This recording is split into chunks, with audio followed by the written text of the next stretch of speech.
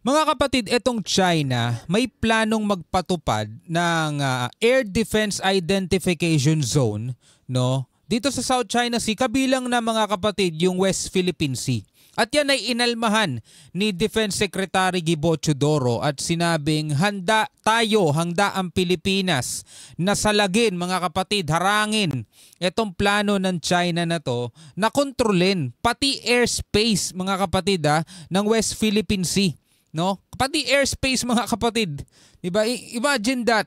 No, so eto mga kapatid, papanoorin natin tong balitang to mula rito sa GMA.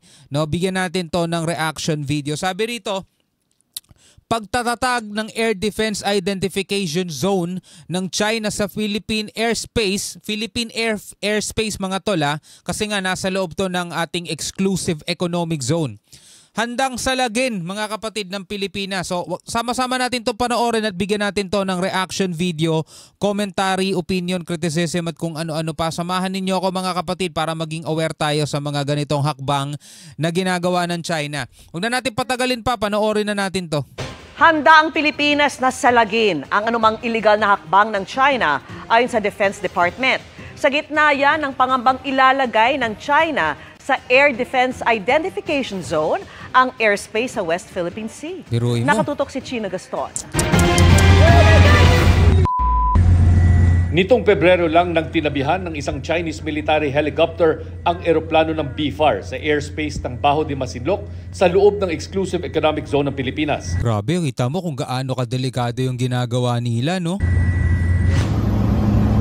Habang noong Agosto, nagpakawala ng flares ang mga Chinese fighter jets laban sa aircraft ng Philippine Air Force sa parehong lugar. Kita mo, ang daming beses na pala nila tayong ginaganito, no? Ilang pagkakataon yan nang tila pagpapatupad ng China ng kontrol sa himpapawid sa West Philippine Sea. Paano pa kung magtatag ang China sa West Philippine Sea ng Air Defense Identification Zone o ADIZ o lugar kung saan i-require ang lahat ng dadaang aircraft na magpakilala, magsabi ng lokasyon at magpakontrol. Ginawa na. Biruin mo kung anong gustong mangyari ng China, mga tol. Sakupin na talaga, hindi lang karagatan, pati himpapawid. Yun na nga ang sinasabi rito, no? Kapag ipinatupad to ng China, ibig sabihin, mga kapatid, sa loob mismo ng exclusive economic zone natin, kailangan natin magpakontrol sa kanila. Di ba yun naman talaga ginagawa nila? Kinokontrol nila lahat. Gusto nga nila, mga tol, humingi tayo ng pahintulot sa kanilang gobyerno sa pagpapalipad natin ng eroplano rito sa ibabaw ng Bajo de Masinloc. Kasi nga, ang tawag nila dyan, airspace ng China, teritoryo daw nila yan, mga tol.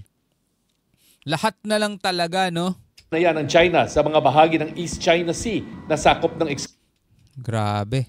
Require ang lahat ng dadaang aircraft na magpakilala, magsabi ng lokasyon at magpakontrol.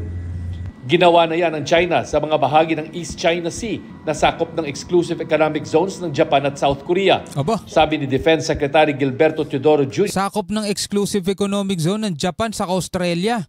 Balikan natin, tignan natin. Ginawa na yan ng China sa mga bahagi ng East China Sea na sakop ng exclusive economic zones ng Japan at South Korea. So hindi na pala bago sa kanila to, no? Pati exclusive economic zone ng Korea at Japan, ginawa na pala nila to.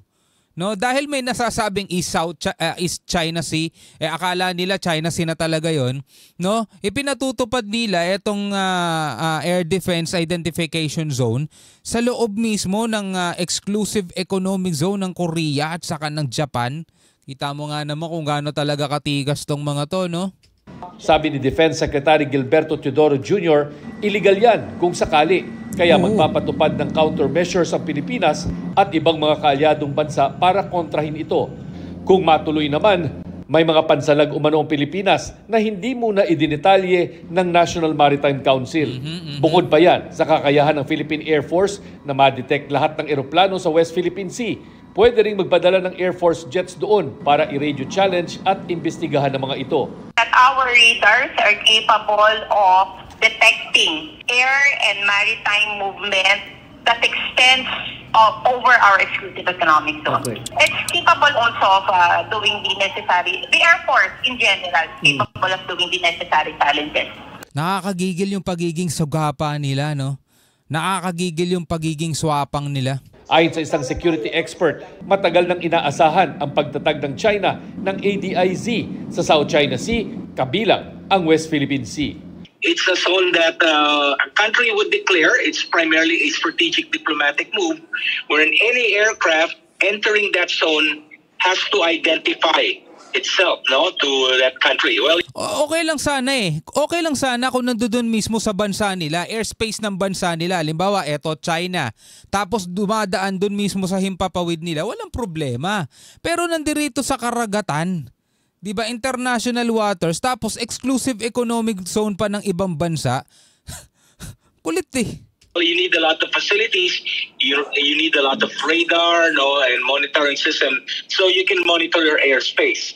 Para sa GMA... Ang kulit ganun kasuga pa mga kapatid, Ituloy natin tong balita mula naman dito sa Inquirer, Sabi rito ni Defense Secretary Teodoro, Sabi rito, Teodoro warns allies will fight, nag-warning si Gibo Teodoro na lalaban ang pati mga allies natin will fight if China restricts flights over South China Sea. O kung ipatutupad nga ng China itong nauulat na baka nga gawin to ng China dahil nagpapakita na sila ng mga unang hakbang nagpapakita na sila ng sintomas kumbaga Defense Secretary Gibo Teodoro Jr. says the Philippines and its security allies will take measures to counter any attempt by China to impose an air defense zone or restrict freedom of flights over the South China Sea. Panoorin natin to mga tol.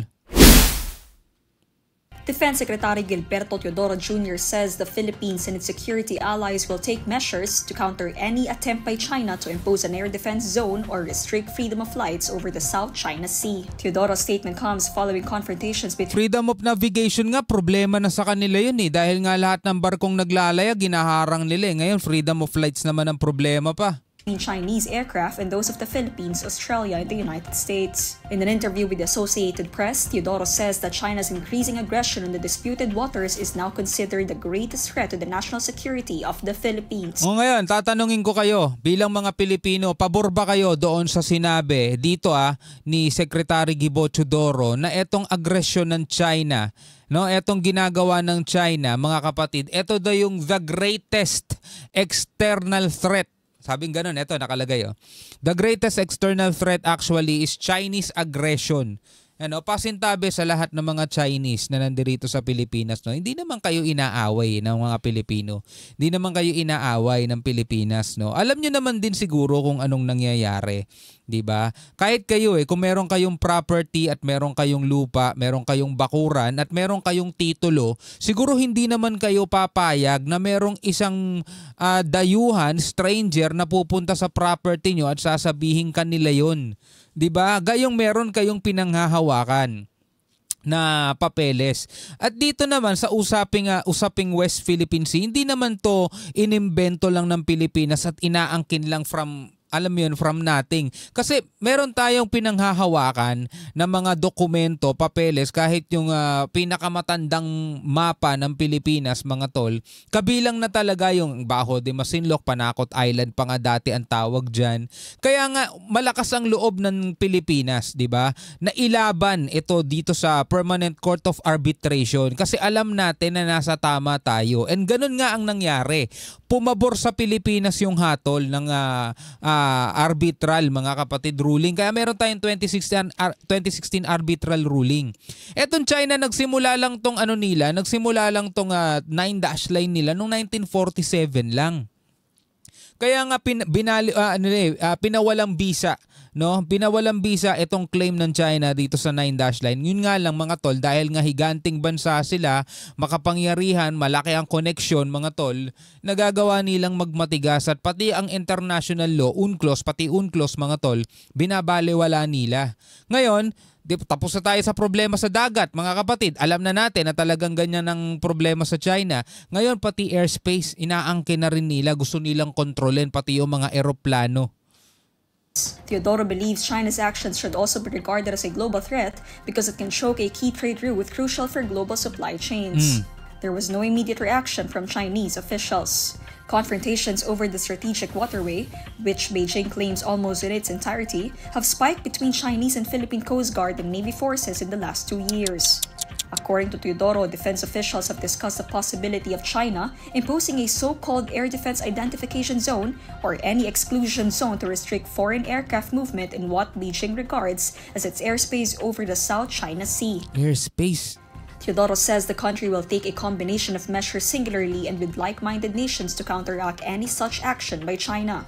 Teodoro also says blocks of security alliances among Asian and Western countries, including the Philippines, United States, Japan, and Australia, have emerged and could band together in a broader coalition in the future against China's aggression. According to Teodoro, China's own behavior is the best motive for like-minded countries to band together because China's actions is entirely unacceptable to a majority of the countries in the Indo-Pacific. Ngayon, nagtataka China, bakit nagsasama-sama yung mga bansa laban sa kanila at feeling nila mga tol, pinagtutulungan sila, di ba? Yun ang feeling nila, pinagtutulungan sila. Ano bang motibo natin? Gusto lang ba natin silang apihin? Hindi. Pinaglalaban ng mga bansang to, itong mga maliliit na bansang to, yung karapatan nilang inaalis ng bansang China. Diba? Ang problema lang kasi bulagan China, hindi nila makita yung katarantaduhan nila mga tol. Hindi talaga nila makita yung kabalbalan nila at kalokohan nila. No, yun ang talagang problema sa kanila. Diba? Anyway, bilang isang Pilipino, ano masasabi mo dito sa videong napanood natin? Dito sa mga balitang napanood natin mga kapatid, pwede ka magbigay ng iyong komento. Comment ka na lamang sa ibaba. Hanggang sa muli, ako nga pala si Shobal D. Peace out.